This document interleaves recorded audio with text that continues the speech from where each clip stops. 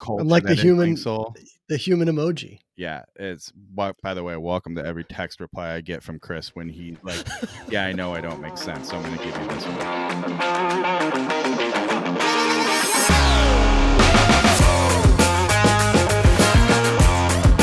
Welcome back, everybody, to another week of That Range Life, a show sometimes, not always, sometimes about golf. Can we change the show name to a show sometimes about golf to a show sometimes not always about golf? Sometimes, mostly, occasionally about golf. Yeah, I mean, it's not long-winded enough, so we might as well add to it. Right. Right. Anyway, episode 54. We're back. I'm here with Chris McEwen as always. I say as always. We covered, I think, 2 episodes ago how it's not as always, but it sounds good when you say it in an intro to a show, so we're gonna write it. Do us a favor, like the video, subscribe to the channel, maybe hit that notification. We've been rolling out some new videos lately. Are It's they true. super exciting? Maybe not. Don't worry about it. But they're insightful, helpful, and you know what? Chris does a really good job on them. So, just saying. I enjoyed the unboxing that you did recently. We'll put a card up here for the unboxing so that you guys can click on it and learn something. I had to think about what I said. Hey, sneak peek. Got it built. Unboxing was the new KBS one-step putter shaft. I'm almost done with the review, but that's what we're talking about. There you go. Go check out the unboxing, then we'll have a review sometime soon. We'll do a proper show. A proper show, right? And I tell you, I'm really putting it through its paces on all the practice greens out there. But currently, every golf course within 100 miles is under a foot of snow. Zero exaggeration. Yeah. It's horrible. So, yeah. Anyway, like, subscribe, hit the bell, do all that. Maybe leave some comments below if there's anything that catches your eye. I want to quickly point out I got my Grogu hoodie on. That's very golf of me. Very golf. See, and I'm like, you can't see this. I saw it logo earlier, here, and I'm like, but hey, I'm like, I'm geared out in Linksoul here. I was going to But ask. that's only because our new merch hasn't arrived. I mean, once the new merch arrives, I want to talk about that in a second, but we're going to be decked out. Real quick question. Going with same brands here and like a billboard. Were you part of the Bubba Watson Linksoul deal?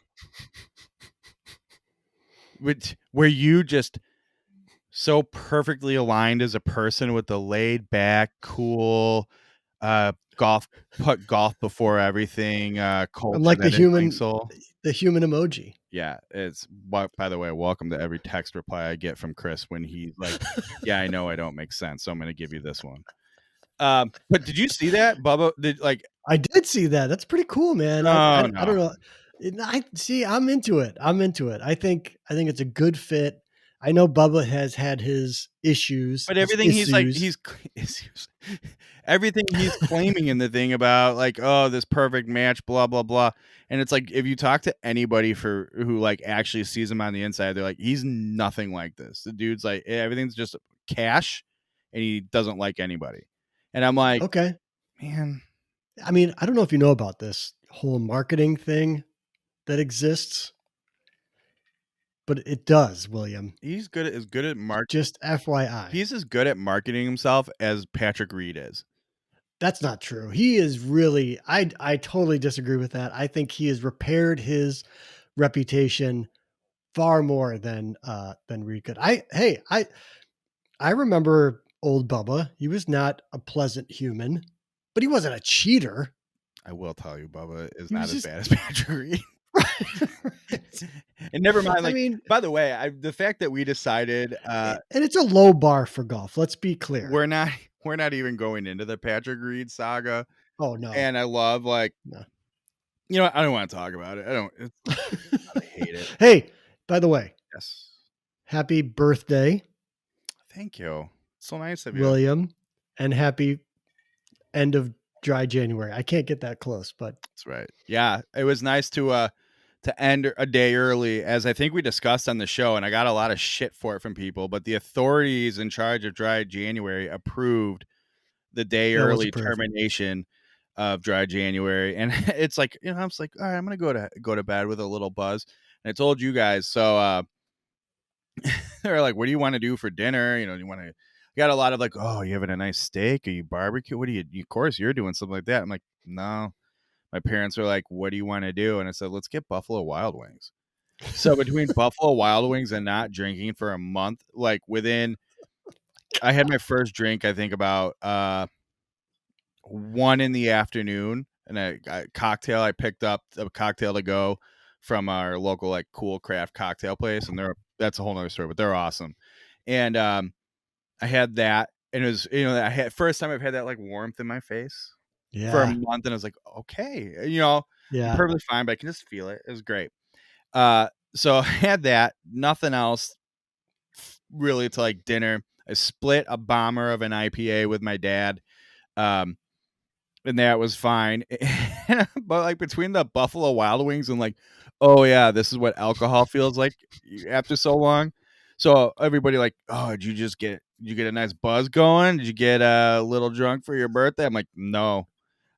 You texted me, you're like, how drunk are you? And I'm like, not, because between Buffalo Wild Wings hitting the system and like 2 drinks, I went, my stomach is too full. I'm like, I can't sleep. I can't relax. I can't get comfortable. I couldn't drink enough to get even a buzz. You know what I mean? Yeah, for And I sure. want to be clear, 2:30 in the morning, I was awake from like digestive discomfort from Buffalo Wild Wings, really. But From pink slime chicken, yeah.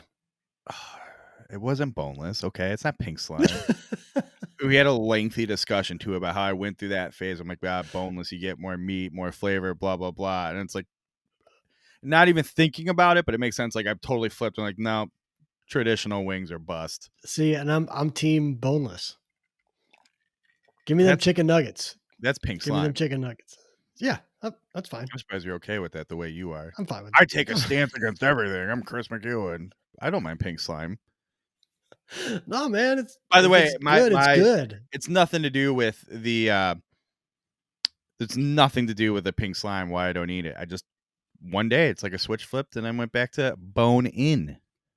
Bone in. It's so much work. It is. Bone in is so much work. It's like fajitas. Like, why would I order fajitas at a restaurant and then I have to build my own food? Like, no, I'm at a restaurant.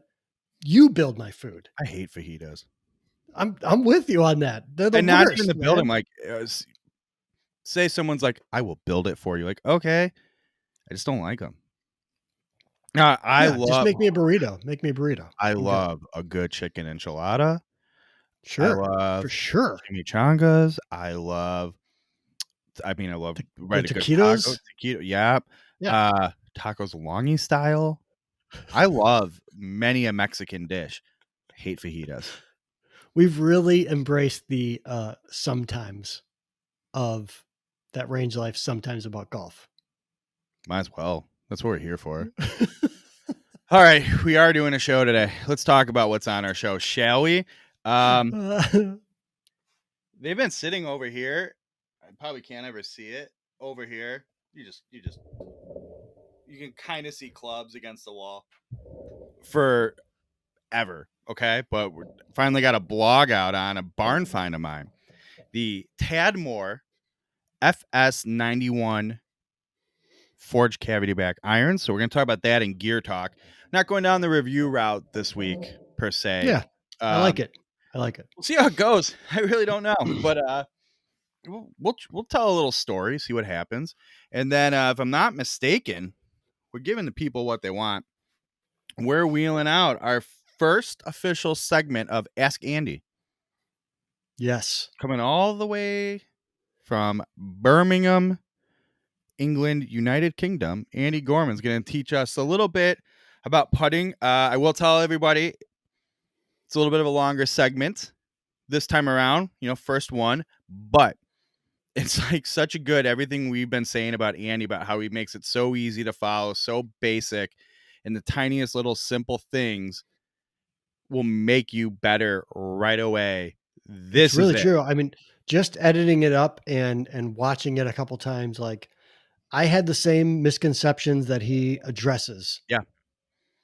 100%. So I think it's a good one. It's a good one to kick things off of and if you've got questions specific, doesn't have to be short game, doesn't have to be putting, Put them in the comments. We are aggregating them and we are sending them to Andy. Aggregating is the right word for it. So those are our sections. Hey, I cut you off and then we went on a tangent because I thought we'd get right back to it. Do we want to talk about merch now or after Ask Andy? Let's talk about it now. Talk about it now. Yeah, man. Let's talk about it now. Right. All right. So remember when we got this merch? You need to give those out too, by the way. You need to make those. I mean, I don't even have one of those. I'm sorry, you live in the city and never leave. Put it in an envelope It's too thick. with a stamp. I could. I honestly Anyways, would. I don't trust them to get him there. That's the problem right now. My mailman is awesome. Once it leaves his hands, game over. fair. Um. Anyways, We have more than stickers in the works now. This is complicated. We'll talk about this more later. As, I'll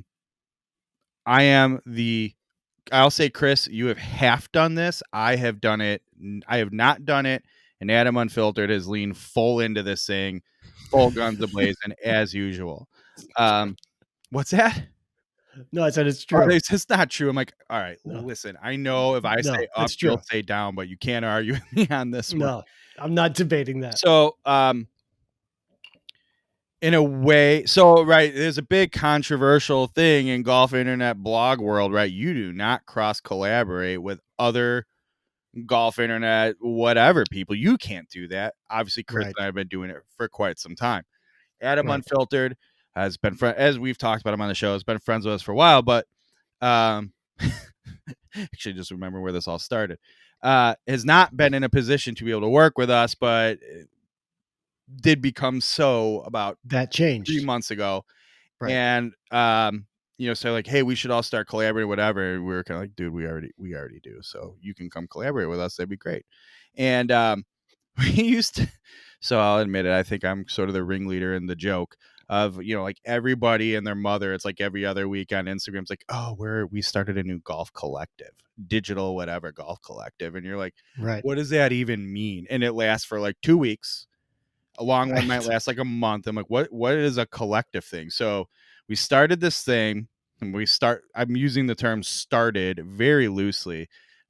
Second City Golf Collective. Correct. I love the collective part. It's so funny. We're collective. We're very official. Obviously being from the Chicagoland area, and what else do you call it? Sums it up great. But it's a good umbrella for our 3 brands. We all live close to each other. Might as well work with each other. So we do. Now, here's where we're getting to. Chris and I already had some stuff in the works, knowing, hey, Chris has the outlet for it. People have literally been demanding it. That Range Life merchandise. It's true. It's crazy, but it's true. So we fired up the Second City Golf Collective store, where you can purchase wares for Chris's Golf Origin Stories podcast, Adam Unfiltered's True. Golf Unfiltered brand, my Driving Range True. Heroes brand.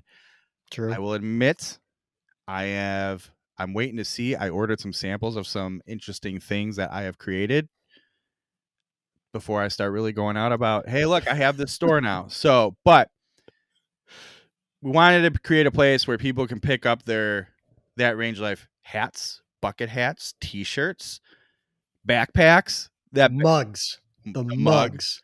I don't think the mugs are going to have any sort of production issues. So the mugs are super dope, man. Yeah, I did not. Super dope. Can't remember. I either ordered that or a Driving Range Heroes mug to see how they come out. Can't remember. And I'll tell you what, sneak peek, waiting to see one of your samples. I have a boss that Range Life dad hat just waiting for me to hit publish. It's cute. You should order it. You can order this is a production meeting, everyone. You can order that stuff without publishing it. I know. But okay. I'll just say this. If the sample you order comes back looking like trash, I'm going to I see what you're saying. maybe call an audible. reconfigure the logo a little bit, make sure it's Right. good. No sense Gotcha. no sense in ordering it if we already know it comes back Right. terrible. Just But saying. for the t-shirts, which is not embroidered, Mhm. it's just a straightforward thing. If you want yourself, I've already offered up our pal Scoob. I told him to go pick out a hat and shirt of his choice on me, and I'm gonna send it to I was gonna make a joke, but I forgot I already have a shirt coming on you, him. so That's right, never you mind. do. Thank you. That's you do. Appreciate it. It's very nice of you. At least I recognize it, and this is what I'm talking It's about with true. you. It's like you go bust my chops and go, "Stop it.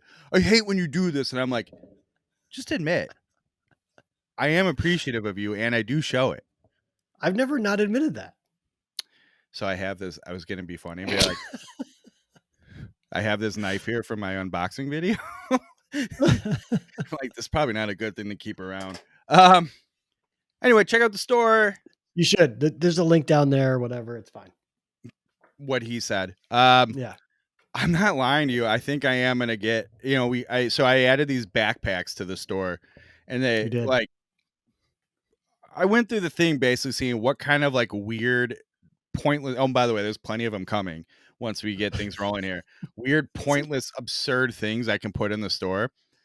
And I thought the backpacks were kind of funny, but then I'm like, actually, they're kind of sweet. And, They're actually pretty dope. and I'm like, Yeah, well, they are pretty dope. when that range life, which does go on the road, I got to pack up all my gear. Maybe that'll be my new gear bag. Might have to order that backpack. Just saying. I feel like that's gonna happen. Yeah. God, if we show up with matching ones, it'll be so awesome. And I'm not even kidding. You guys have I mean, you guys have we still backpacks? have we still have the PGA show in 2022 to go to with all of our matching shirts, backpacks, hats. Mm-mm. Not going. You're going. You're No. going. Maybe the show really takes off and we can generate some ad revenue and things like that. I can spin it. You're going. Spin it. No. That was like we had the virtual PGA show this past week, and I would You're say right. every single conversation I had was like the people who would want me to come to the show are like, you don't need to come to Florida, and I'm like, Right. don't worry, I know. It's really just I mean, you do one, well, whatever. Let's get on with the show already. Take it easy. All right, Tad Moore, FS91 Irons Gear Talk. Go. All right. You had mentioned it before already. This isn't your traditional gear talk, so I just want to start things off a little bit. This isn't a review per se. This is a Bill Bush barn find, and like I am, This is the kind of I'm stuff you new. get text messages from me about in real life, like as Right, golf hobbyists, not like, hey, and golf media. and right, that's a good point. And like I'm sure others out there, I'm not that familiar with Tad Moore Hmm. per se. Maybe that's an embarrassment on my part that I'm admitting, but for those that are afraid to answer or ask that question, who is Tad Moore? Why is this such a cool thing that you now have found? I don't remember. Maybe you will. Did we talk about? I thought we did. I wrote a blog about it. The Tadmore. I forgot the model. It's like Pro One TS putter. Yes. Okay, and about how it was Yes. made for Tiger Woods and all that business. Yes. Okay, Yep. Yep. Yep. Yep. I think I mentioned in that like Tad Moore is one of the, I mean, for lack of a better term, one of the godfathers of modern golf club design and manufacturing. And I mean, like, let's call it the late 1980s and Okay. through the 90s, early 2000s were probably like his glory years. And I'm talking like, he had in the 90s, he had a big agreement where he was doing the designing and manufacturing, like leading. That's probably not the right word for it, but consulting consultation, like that doesn't do it justice either. For Dunlop and Maxfly, and they were a big deal back then. Yeah. Then there was like Slazenger was involved in it because of like people like Sevi Ballesteros had Slazenger as their sponsor in Europe, but then they were like under a Dunlop deal in America, but he needed Slazenger. So right, it got confusing, and Hmm. that's a whole nother thing. But essentially, it all sort of fell under Tad's umbrella. And I'm not saying he was the only guy involved in it, but he was a major player. And he was, I want to say, I mean, you have like Mizuno's been forging great irons for decades at that point. Sure. Right. Miura goes back to like the 1950s. So it's not like people don't know how to forge irons, but not everybody's necessarily great at it. And then cast irons, which that's think about like a mold you pour hot metal into, and that's a cast, right? Sure. Not every iron was getting forged, and they still don't, obviously. But Tad was coming in and bringing a lot of like forged back and doing it in a more modern way at the time. So he was one, So it's fair to say that between the persimmon stuff and today's stuff, Tad Moore was a major bridge right. between those And sort of there things. is a iron. I think it depends on when you find it from, if it's badged Dunlop, Maxfly, or both, called the Australian blade, the Aussie blade. And he had his run of his version of that iron, and it's a classic, and his are probably the best that were ever made of that. I'm sure some vintage gear nerd might come on and argue otherwise, which have at it, you win. Fine.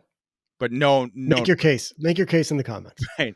But then he was, when Maxfly got bought out and he was part of that. I know he was brought in to do a bunch of the Walter Hagen stuff. I Oh yeah. think Okay. when it got bought by Dick's, maybe not. In terms of like club design and I think help with the manufacturing, I think it's safe to say, I can already hear people like, "Oh, that stuff's not as good as box set stuff." I mean, you have to think about for a second when Dick's is coming to him saying, "Hey, here's what we want to make." It's not like he's going, "I got it. Mhm. Let's make $250 box sets." Right. That's where I thrive. Right. So, Right. and it's funny because I know a lot of people in this business now, but it's interesting when you talk to like a lot of these other guys who are fairly significant personalities in modern golf, and they're like, "Whoa, Tad Moore," and when I talked to Tad Moore, he said XYZ, and I just love talking to him. He's so insightful, interesting. The guy's a genius. Stories for days. I mean, one Mhm. time I talked to him on the phone, he talked about how he's like made putters for so many ex-presidents, you know. Man.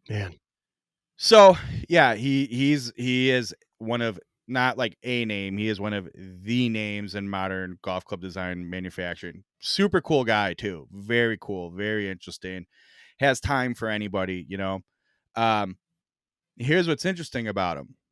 One of his like big bread and butter things right now isn't modern gear. He's like a world leader in creating The reproductions of vintage. Curry Yeah. clubs, vintage stuff, Yeah. and Yeah. National Custom Works, formerly Scratch Golf, but National Custom Works, Forge Blades has Don White. They have Don White grinding them from old McGregor days. But they make National Custom Works makes persimmon heads. Right. And you want to get a cool LFF, just like the old days. They can do that. Basically, whatever you want them to make, they can make it. And Tad does all of it for him. So and they're Awesome. beautiful. Like, just go Yeah. follow him on Instagram or wherever you can. Just Google Tad Moore. That's what I did, and I was like, "Oh my Yeah, goodness. It's incredible." he's he's like, you play 100-year-old hickory iron, you break a shaft, it's dead. You got to replace it with another hickory shaft, right?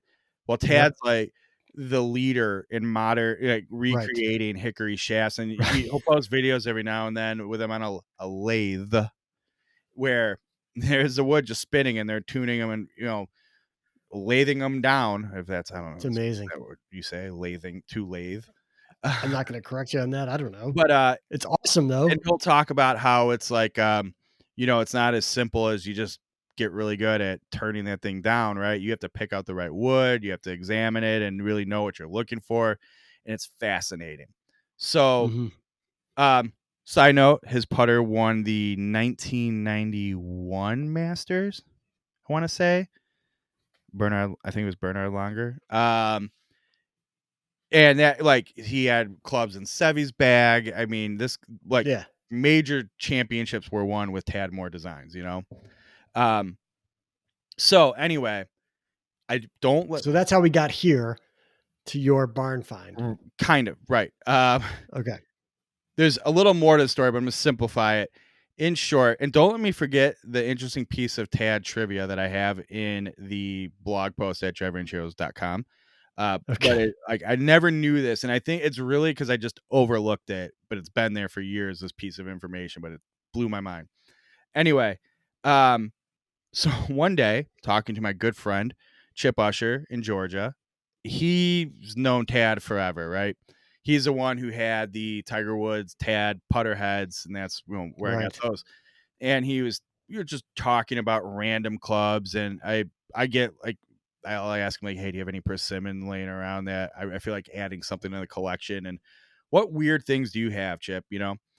Uh, but he's like, so we're just sitting there talking old clubs, and I think we were talking about that putter, and he's like, hey, have you ever seen uh this Tad Moore iron he did like right after Dunlop? So I have no idea what you're talking about. I go, the only Tad Moore irons I really know anything about are his hickories and the like 130-year-old reproductions, right? Right. And he goes, no, it was he just came out of his Dunlop Maxfly contractor agreement, and Tad was known for coming up with like basically a forged cavity back. Think of all the like blade looking players irons that are forged cavity backs, right? They're not backs, Sure. but like Yeah. they're a player's iron. They're not that forgiving, and they look like a player's iron. Said, okay. Yeah. He goes, that was his thing. He made a more forgiving cavity back iron that looked like a blade that was of more interest to professional golfers and better ball strikers. So, okay, cool. So he made this one right after coming out of the Dunlop deal called the FS91. Look it up. Naturally, I look it up, fall in love with it. It's just beautiful. Tad Moore branded, a simple cavity back, kind of like just a real basic like Titleist CB, if that's your thing. Is this 1991? Is that why it's FS91? I don't know. That's a that's a Okay. good question. Um, Okay. so I find a 4-iron head, just all heads, brand new, like shopware maybe, but Yeah. never even shafted in a club. Right. And I find a 4-iron, an 8-iron, a 9-iron, and a pitching wedge. And I'm like, trendy golf thing. I could just make a short set with this, and it'd be fun to have around. So Sure. I get the 4 of them, and I'm like, well, these are amazing. I want a whole set now. Yeah. Well, I mean, I found a weird mix the first time. Something tells me no one's just going to have a full set of them laying around. So I would tell you, I spent the better part of a year trying to find 5, 6, 7. And then, I'm like, I found a 3-iron, but I'm like, I don't need a 3-iron in this set. Like, I'm not going to play a 3-iron and whatever. So finally, like after a year, and I'm posting ads on Golf WRX's wanna buy section, anywhere I can, saying, hey, I'm looking for these iron heads. If anybody even has anything close, like full set, whatever, I'll have the conversation. Then out of the blue one day, a guy hits me up and he's like, hey, I have 4, 5, 7, 8 pitch if you're interested. Like, are you willing to sell just the 5 and Just 7 iron? break them up. Right. And Sure. he's like, yeah, sure. He's like, what would you spend on them? And I'm like, I'll be honest, I got these dirt cheap and I'm not looking to spend a ton, but I don't want it to be not worth your time. So he gave me a killer deal. I want to say it was like $15 a head plus, Jeez. plus shipping. And it, maybe that was Yeah. like $8. Guy hooked me up. And I said, Yeah. I'm like, man, I'm close. All I need is a 6-iron. And here's what he says to me. Yeah, it's all I needed too. I was on that hunt for probably over 2 to 3 years. Like, and Oh, you never no. got close, huh? He's like, "Nope." So, that's why I don't mind giving you a good, "Hey, I've been there. I'm giving up. Good luck. Let me know if you want Yeah. any of the other ones." I'm like, "No, I don't."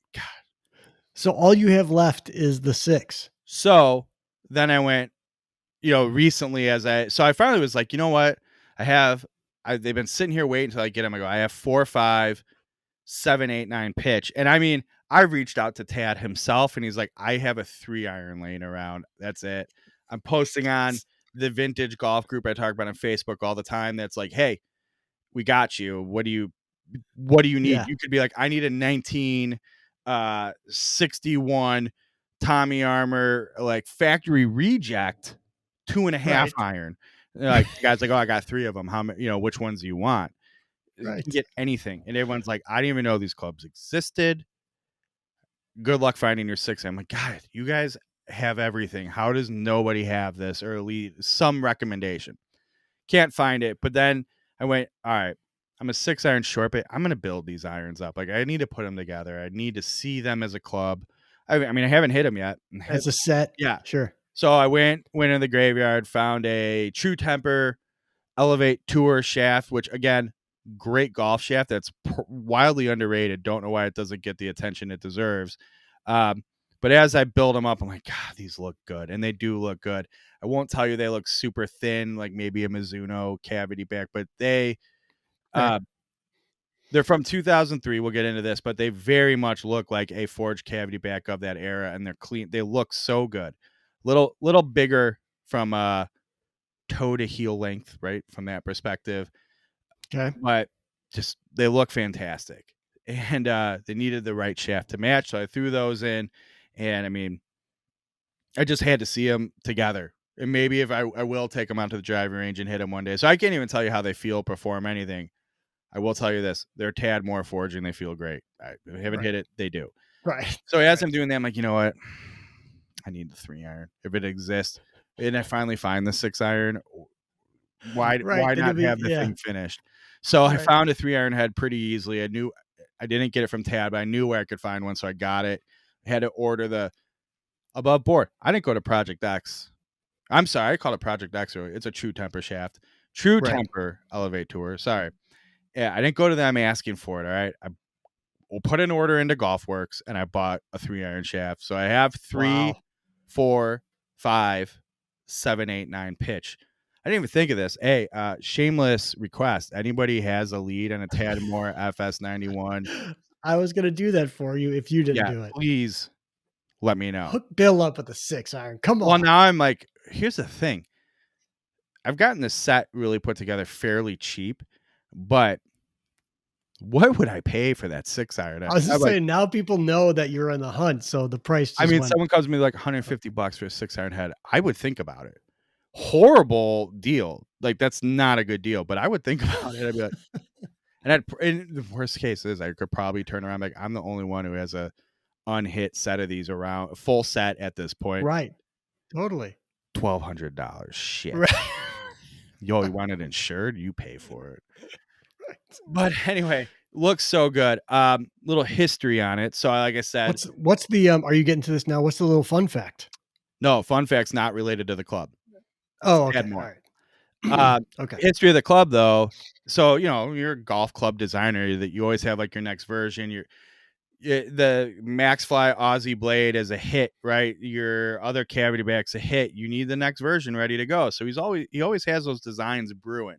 And as he's coming to the end with some other like forged cavity back designs he had, and specifically the Aussie Blade or Dunlop Maxfly, whatever, branding it Mhm. was at the time. Well, his agreement ended with that design still floating around in that genius head of his. So he went, got it. He had an agreement with this company. I can't remember, Sky Golf, I think it is, out of Canada. And actually, it wasn't just Canada at first. Sky Golf was his international agreement in the pre-Cleveland days. So he could distribute Strixon golf balls in America. Tad Moore could with Sky Wow. Golf, and Sky Golf, like they all had a big thing together. So when he Okay. came out of the Dunlop deal, he was like, they had this agreement to make these Tadmore irons to sell through, according to one thing I read, Sky Golf. He told me someone else, can't remember the other brand he told me, in Canada, and then with under his name, so as a Tadmore iron in America, and they were a limited edition run for like 2 years, 2003, 2004, mostly sold in Canada, some here in the US. So they're tough to find. And if you bought them back in even back in 2000, 2001, 2, 3, whatever, you might know Tadmore because they're, Dunlop putter by Tadmore, Maxfly putter by Tadmore. But it wasn't Yeah. like, You didn't know what you were buying or necessarily even. you, or you very much did. Well, yeah, So it's either right. You either just buying it or you were like Right. I'm It buying wasn't this. like Yeah. Scotty Cameron is Right. a generic name Right. at this point. It's like, oh, this Sure. Tad That's Moore fair. guy, and I like there's a backstory to him. Tad Moore iron. So I feel like anybody who bought this iron in 2003, 2004 knew what they were getting, and they're Okay. just like hoarded away in a collection somewhere. And they only made him for a few years. So I'm like, good luck. Good luck finding now. But the problem is I finally get that 6 iron. It's like, I'll get it.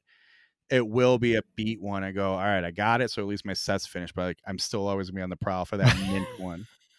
And I'll Right. still like won't hit the other set, the rest of the set, because God forbid I find it. Right. Right. So Makes sense. that's it. I mean, I wrote, look, this is a very casual conversation about it. Read the blog if you want to get into the nitty gritty a little bit and go on your own Google adventures with Tad Moore. Trust me, they're awesome. Down here. Down there Yep. somewhere. Yep. Tad Moore piece of trivia, and it's in the blog too. But I had no idea about any of this. But he's been in golf forever. But before he was professionally involved in golf, I don't know if he worked for, owned, whatever, but he was responsible for designing and manufacturing. I want to say it was gaskets for the lunar rover that went to the moon. Not Is like that the right? design or one that like the one that was on the moon Wow. that Tad Moore designed and made products on it. So Tad Moore, Bernard Longer's the designer of Bernard Longer Masters winning putter, also had parts driving around On the the moon. moon. So when everyone's like, we're going like whatever brand to the moon, right? Tad's been to the moon. Right. All right. Is that gear talk? You started it, so you gotta end it. That is gear talk. All right, back out of gear talk. Chris, how was gear talk? It was different. I found it entertaining and educational. Job did. So thank you. Punch my microphone back to the old stuff. Well, good. I'm glad that's what we're here to do. Maybe we do it sometimes, maybe we don't. I don't know. I did legitimately like it. I enjoyed that because I don't know the history of, my golf life starts in whatever 2010 or something. Right. So I don't have that I background. mean, So I want to be I did enjoy it. clear about something. I've mentioned before he's in my like vintage Facebook group. I Facebook message him, not through like his business, like through his personal Facebook account. And I would go, Yeah. hey, random golf question. He'll send you like 7 paragraphs back and just be like, what? What's your question? Awesome. And I'm like, Yeah. here's a really dumb one. He goes, here's the good answer you're looking for. And he'll be like, hey, any chance you have any of this thing laying around your shop? He goes, let me take a look. I'll get back to you tomorrow. You gotta be kidding me. It's awesome. Except now, hey, no one go bother Tad. Show him. Yeah. Don't Respect him, please. come to us. We'll be the intermediary. Yeah, you should try to get him on Origin Stories. Not even a. I would love to have him on Origin Stories. I would like to tell you. Actually, I might be able to facilitate that for you now that I think about it. I know I just thought of a weird, one of these connections to him. Might be able to do that. Great. All right. Speaking of weird connections, we did it, folks. First ever segment of Ask Andy here. Like we said earlier, we're gonna get into a nice putting lesson from him, and I will tell you, after watching, he sent me this video. He's like, let me know what you think. I'm like, it's awesome, to the point I'm now taking things from it and practicing them right out here on the indoor putting mat, since Yeah. the snow and it's cold and all that. And I'm like, he did it again. If my putting stroke feels better, I feel more comfortable standing there over the ball, which sounds like a silly thing. He'll tell you why that's not a silly thing. It's very simple information. Anybody can do it. You don't have to be a super athlete to immediately start implementing these changes and It's true. reaping the rewards from them. So And I like the way that he started it, because you can practice this without, you don't need a ball. You don't need a putting green. All you need is your putter, and you just go. yeah, you So maybe need like 6 feet of space. yeah, Maybe. yeah. But I mean, you can practice your putting stroke and your. Well, let's roll the video and we'll. Let's roll the tape. Hi and welcome to a brand new coaching series called Ask Andy on That's Range Life.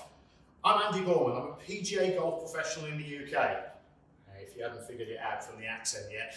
And I am truly honoured to be able to bring my coaching knowledge and my experience of golf, 43 years of it, all coaching, 31 years of coaching, and 43 years of playing, to a brand new series to help you with your game. Ask Andy is all about asking Andy, with a little bit of coaching along the way of principles that you may want to give a good try before you even ask. Let's start with some putting. Now, as a putting and short game specialist, putting is really easy for me to teach. And short game, and guess what? It's actually a really good place to start in every aspect of your game, especially when we're during the winter period, or maybe even struggling with one of these lockdown periods where really all you can do is practice at home. You need to be practicing something that's going to help your game. Now, I'll give you a couple of tips and pointers and give you a few drills to work on as well. And then if you don't mind asking Andy, you can send in your questions to Bill and Chris. They'll filter them out. They'll get to me and say, Andy, here's a couple for you. And then I will build a bespoke video series of asking Andy and questions and answers. So all those questions that I get asked at some point will get answered. Now they may get answered generically, just so that you're mindful and aware. We're fixing a slice, I might get 30 of you in 1 week or 1 month ask the same question. Not necessarily going to label it for everybody, but you'll get the drift. Fixing the slice, fixing the hook, top shot, whatever. I am a putting and short game specialist, but I've got 43 years of experience of swinging the longer clubs as well. And I can help you with every aspect of the game. And I'm honoured and privileged to be able to do that. So let's get into some putting principles right now so that you get a drift of where I'm coming from on this, and also why I have a guaranteed ability to be able to coach and for you to learn via the online platforms. So putting's really straightforward. To simplify putting is to start the ball on a line that is relative to the distance that you want to hit the putt. So you start the ball on the line and hit it at a speed that's relative to the distance you want to hit the putt. If it was only that simple, but I've got a question for you. So Ask Andy is going to throw a question out to the audience. First things first, is your putter long enough? Because for years I played with a putter that wasn't long enough. You know, up until about the age of 13 or 14, I never thought about putting. I never struggled with putting. And although I didn't get to grow much after 14, 5'8.5" is about as much as I got to stretch myself, just under 5'9", but if you know what I mean. So I didn't get to be the tallest fella in the world, but I still didn't have a putter that was long enough, and nor did I have access to a putter that was long enough. You know, back in the mid-1960s, putters were 37 inches long. Just think about that for a second. Longer than your wedge. As long as an 8-iron or a 9-iron. In fact, actually, back in 1965, that would have been equivalent to a 5-iron. And if you look at some of the modern day equipment, 8-irons are 37 inches long and 32 degrees aloft, and you wonder why they fly as far as 5-irons from the 1960s. It's just a number. Okay. But if we look at the putter's gotten shorter as it's gotten heavier.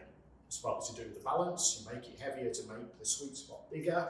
You know, back to in the day when that club, Mr. Ping himself, Carlson Solheim, designed the club. He designed it to increase the sweet spot.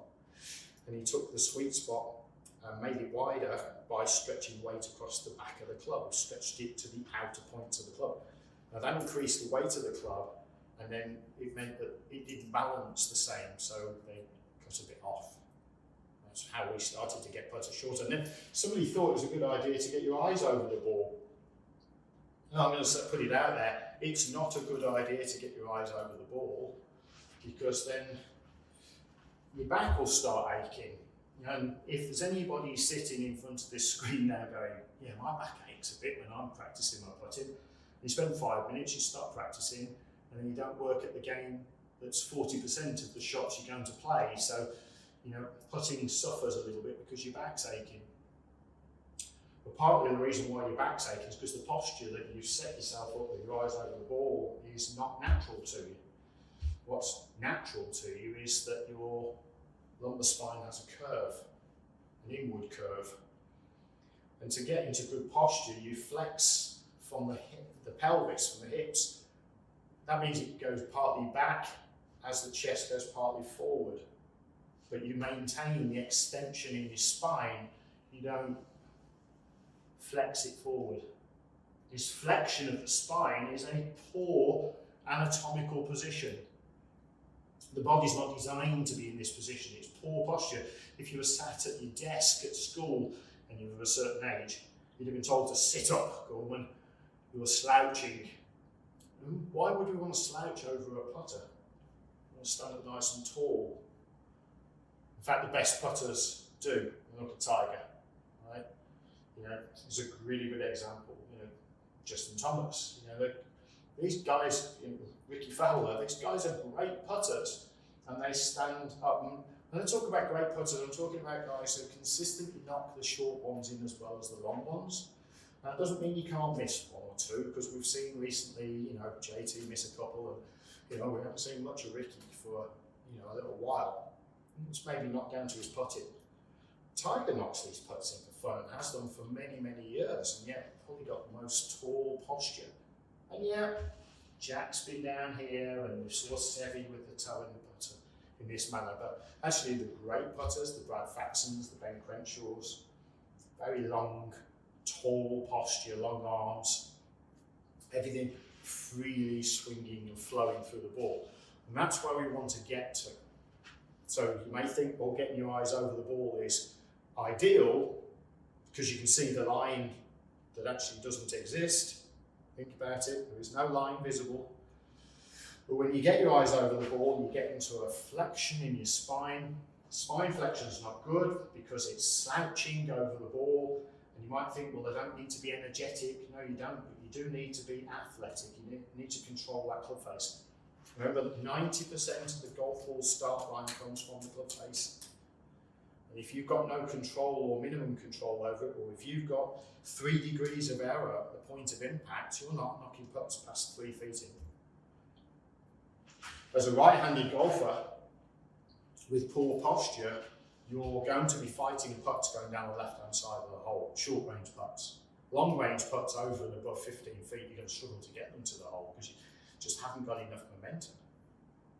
Let that sink in for a moment, because that's the reality of what we're dealing with. When 98% of the right-handed golfers that come through the door there are missing the ball down the left-hand side of the hole when they come in.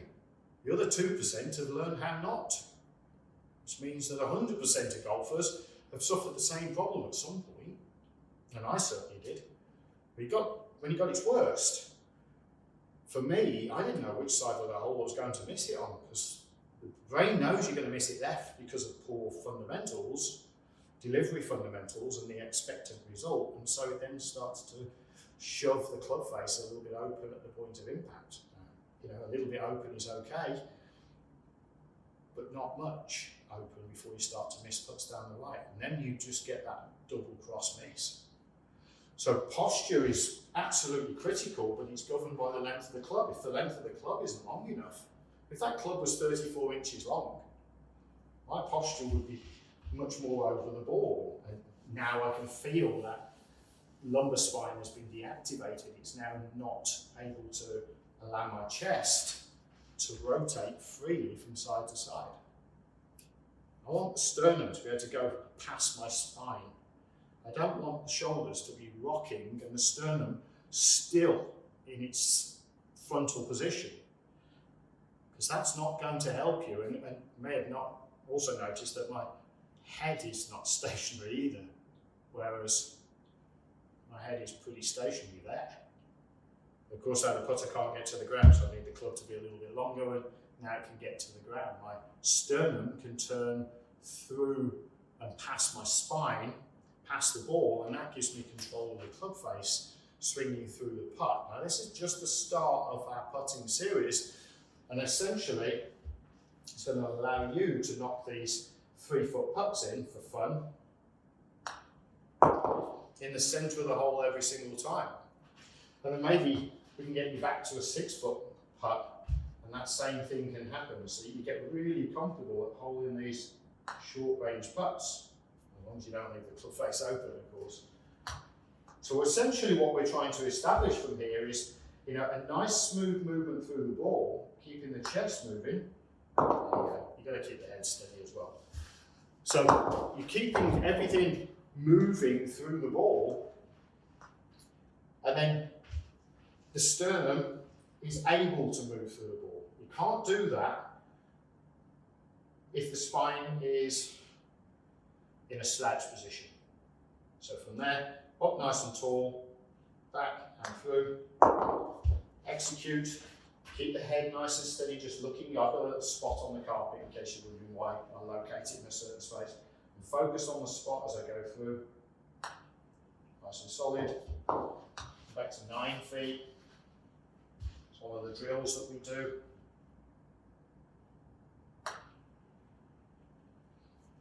Okay. 9 feet, there's half a chance that you're going to miss it. You're up to nearly 1 degree of error at the point of impact. But essentially, what we're doing is keeping that sternum moving through the putt. So all we're doing from here is allowing the putter to swing through the ball, back and through. Allow the sternum to keep moving. It's just about 4 feet. The putter will move back and through.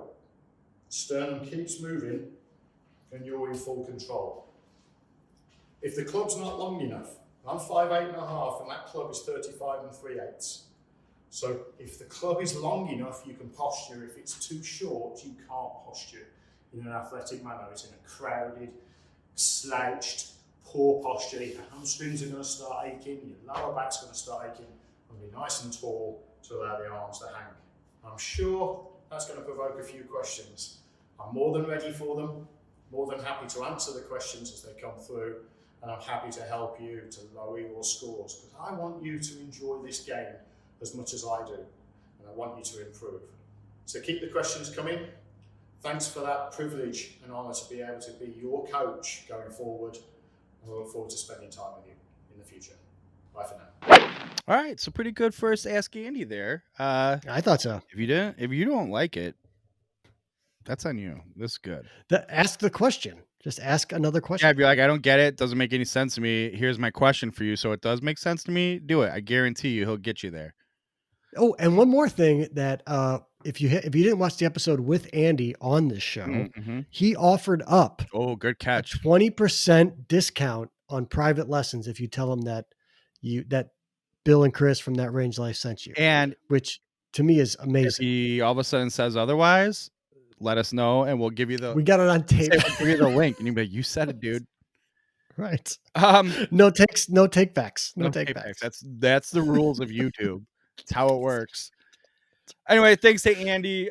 He's the best as always. Love that guy. Make sure you go follow him. I think it's at Andy Gorman Golf on Instagram. It was in the video, so make sure you go follow him on Instagram. His Instagram channel is great. AndyGormanGolf.com. Telling you, the guy's good. You could live in California and you'll be like, he's in England. He's not going to help me. You're wrong. He will. Hit him up. It's worth it. All right. For sure. Episode 54, I think, safely in the books. Yeah. Anything else you want to touch on? You threw the cards. I was so unprepared for this show. I'm like, you know what? I'm not even going to bother with my cards this week.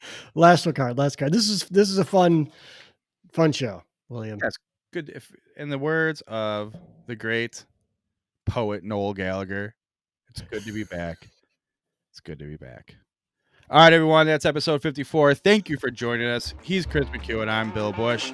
We'll see you next week. Bye.